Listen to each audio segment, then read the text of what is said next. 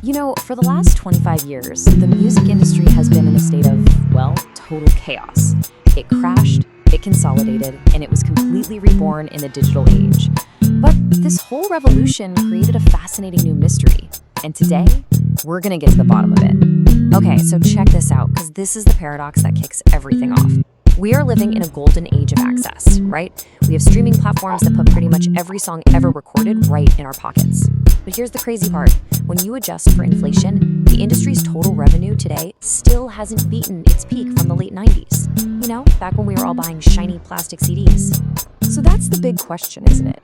It's not just that there's less money overall. It's about where that money is flowing now, who it's flowing to, and maybe more importantly, who it's leaving behind. So let's peel back the layers and see what's really going on.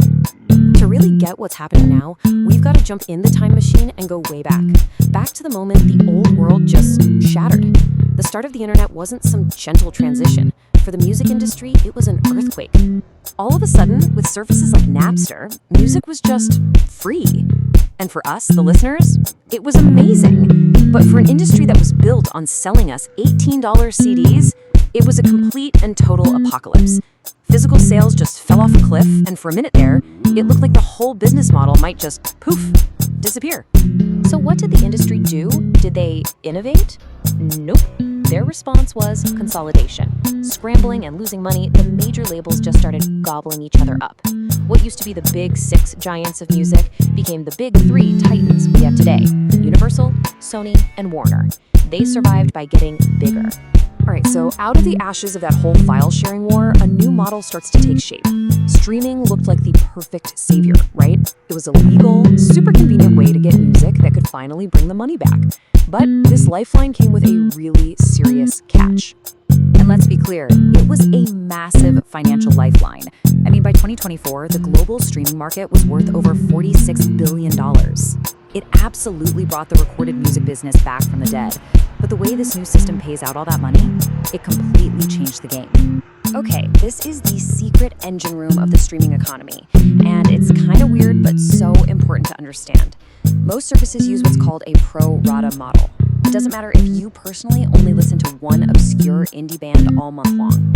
Your subscription money goes into one giant pot with everyone else's. Then that pot is paid out based on market share.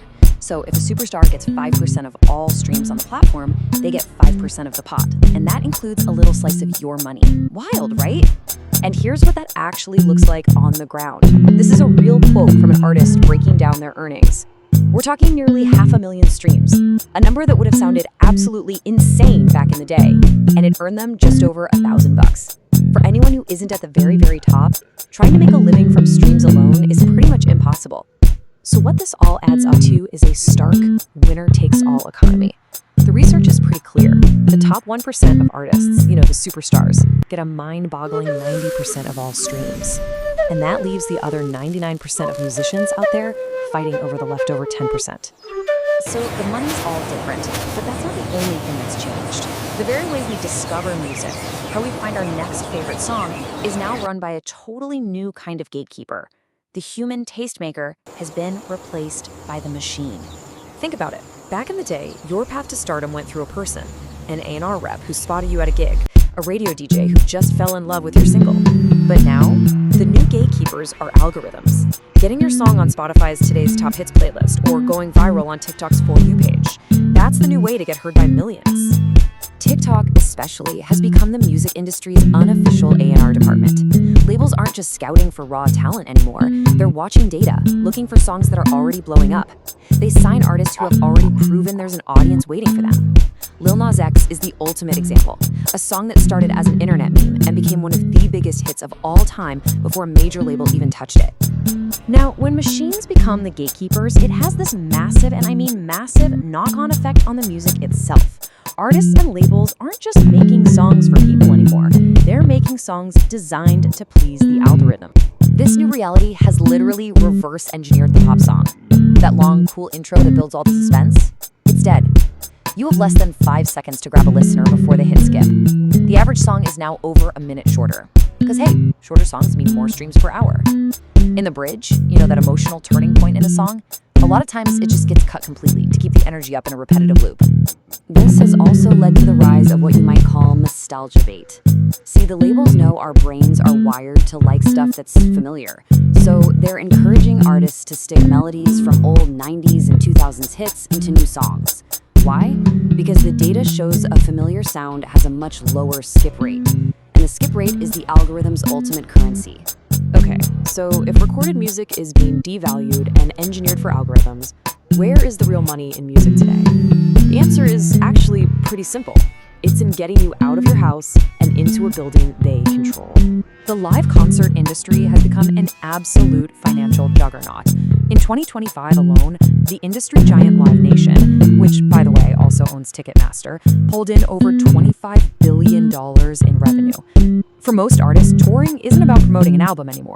The album is now basically an advertisement for the tour. And that whole industry is being powered by some pretty controversial tech, like dynamic pricing. It's basically surge pricing for concert tickets, just like when you're trying to get an Uber in a rainstorm. The more people trying to buy tickets, the higher the algorithm jacks up the price, in real time. It's turned seeing your favorite artist from a cultural experience into a luxury good. This concentration of power has gotten so extreme that it's now triggering a massive legal backlash. In 2024, the US government and a whole bunch of states actually sued Live Nation Ticketmaster, basically arguing that its control over artists, venues, and ticketing is an illegal monopoly that crushes competition and really hurts fans. Which brings us to, right now, the bleeding edge. The industry isn't just reacting to data anymore. It's using predictive AI to actually manufacture hits from the ground up.